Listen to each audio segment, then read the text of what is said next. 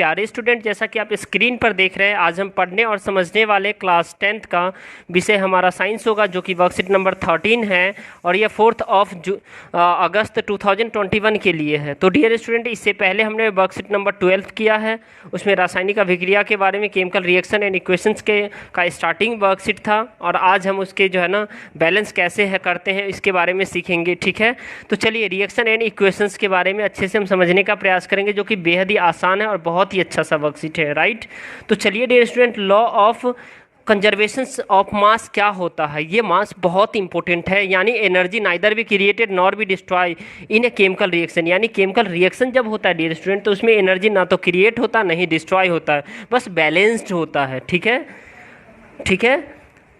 अब ये जो process show the number of atom of the element involve in the chemical reactions should be the remain same at the reactant and the product side.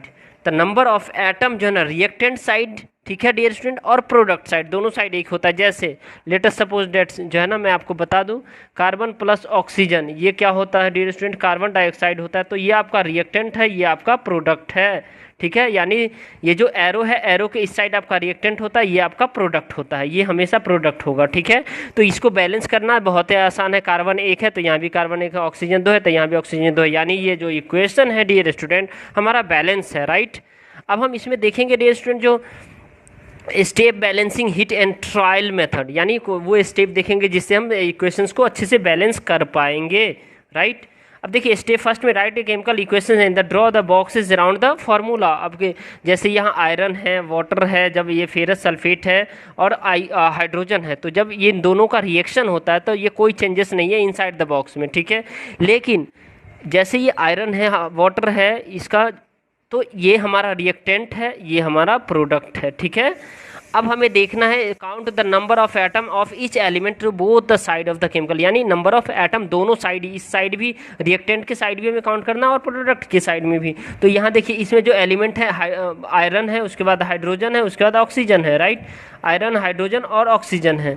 तो iron इसमें एक है, hydrogen दो है और ऑक्सीजन भी एक है, जबकि ये आर एच साइड में डियर स्टूडेंट यहाँ पे फेरस जो है ना, आयरन 3 है, ऑक्सीजन जो है ना 4 है और हाइड्रोजन 2 है। तो इन दोनों को हमें क्या करना, बैलेंस करना पड़ेगा। तो हम स्टेप थर्ड के थ्रू हम देखेंगे डियर स्टूडेंट, जो equalize the number of atom of the element which has the maximum number of the putting a number in the front of it. यानी Fe प्लस H2O का जब reaction होगा तो Fe3O4 और H2, तो ये देखिए यहाँ Fe प्लस 4H2O कैसे होगा, जब इसको मल्टीप्लाई कर देंगे। ठीक है, अब मल्टीप्लाई करके जैसे देखिए यहाँ पे जो है ना हाइड्रोजन कितना है डियर स्टूडेंट, 4 है, तो यहाँ पे हाइड्रोजन हमारा 4 हो गया, 4 2 8 हो गया, तो यहाँ 4 लगाएंगे हम, तो 4 2 8 हाइड्रोजन हो जाएगा। राइट, और ऑक्सीजन यहाँ पे 4 है तो यहाँ पे ऑक्सीजन भी 4 हो गया, Fe3 है तो यहाँ पे 3 Fe3 लगा देंगे, तो ये बैलेंस हो जाएगा।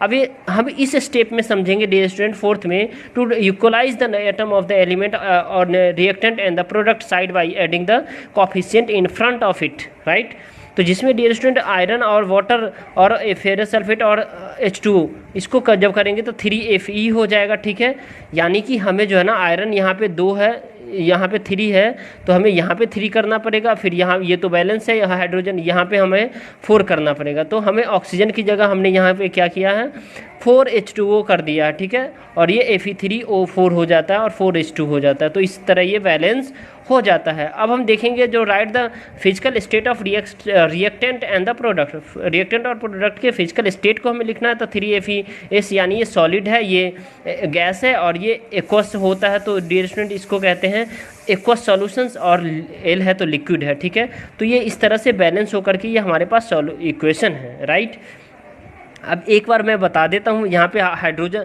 ऑक्सीजन 4 है, यहाँ पे भी ऑक्सीजन 4 है, क्योंकि इससे मल्टीप्लाई करेंगे तो राइट, यहाँ पे आपका जो है डियर स्टूडेंट आपका जो हाइड्रोजन यहाँ पे 8 है, यहाँ पे भी हाइड्रोजन 4 2 8 हो जाएगा, आयरन 3 है, यहाँ पे भी आयरन 3 है, तो ये सारे आपका बैलेंस्ड है। राइट, अब देखिए स्टेप 6 है, right the necessary condition of the temperature, pressure और catalyst above of the below of the arrow. यानी जो कैटालिस्ट का मतलब होता है डियर स्टूडेंट, मैं आपको बता दूं, कोई भी जो रिएक्शन होता है, जो कोई भी रासायनिक समीकरण होता है, कोई भी केमिकल रिएक्शन होता है, उसकी स्पीड को, गति को बढ़ा या कम कर देने का काम कैटालिस्ट करता है। वो कैटालिस्ट करता है, टेम्परेचर करता है और प्रेशर करता है। राइट, तो चलिए डियर स्टूडेंट, इसमें बेहद ही आसान सा वर्कशीट है जिसे हम आज करेंगे। नेम एंड द स्टेट और the law which is the kept in the mind when the we balance a chemical equation. जब हम केमिकल इक्वेशन का जब करते हैं, सॉल्व करते हैं, बैलेंस करते हैं, तो हमें कौन सा लॉ हम याद रखते हैं, ठीक है, कौन सा नियम को हम फॉलो करते हैं। तो चलिए इसके आंसर को देख लेते हैं।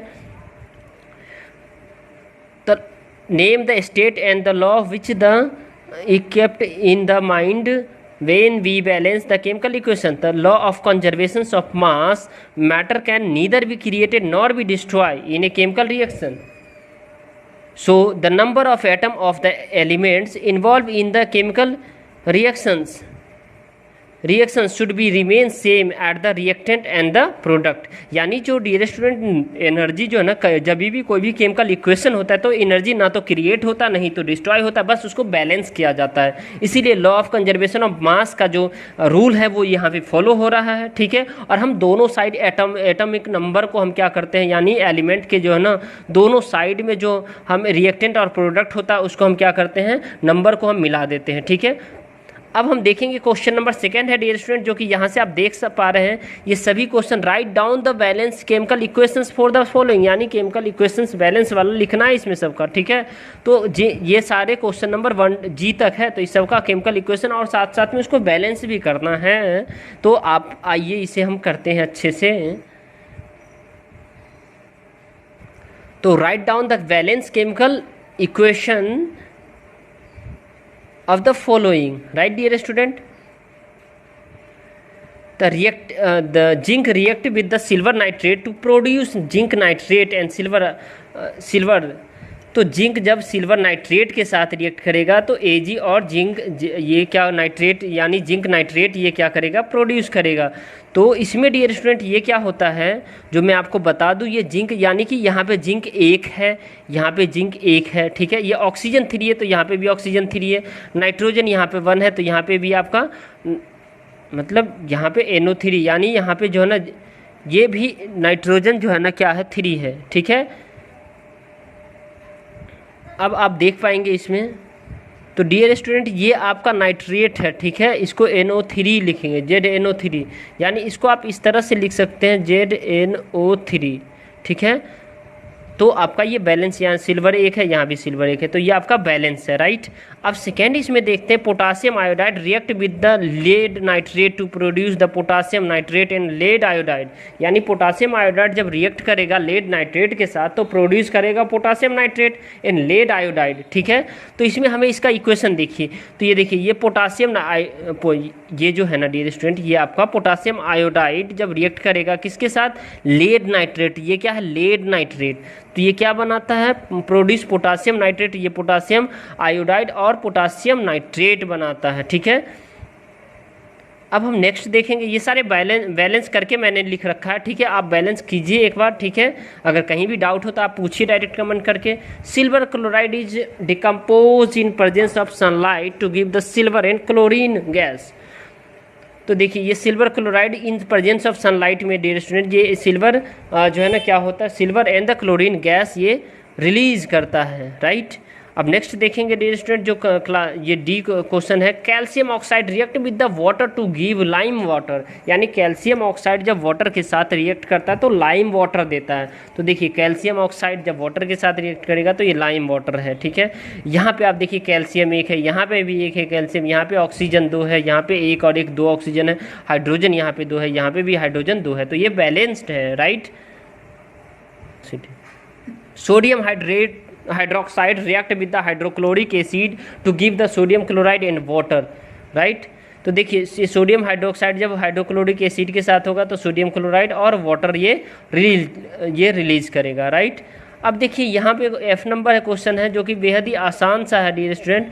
अगर आपको ये लगता है ये वर्कशीट आपके लिए हेल्पफुल है तो इस वीडियो को लाइक ज़रूर कीजिए, अपने दोस्तों के साथ शेयर कीजिए। अगर हमारे चैनल पे नए हैं तो चैनल को सब्सक्राइब कर लीजिए और बेल आइकन को प्रेस कर लीजिए ताकि जब भी मैं आपको वीडियो डालूँ तो आप तक ये वीडियो अच्छे से पहुँच जाए, राइट डियर स्टूडेंट। अब चलिए ये डाइल्यूट हाइड्रोक्लोरिक एसिड है,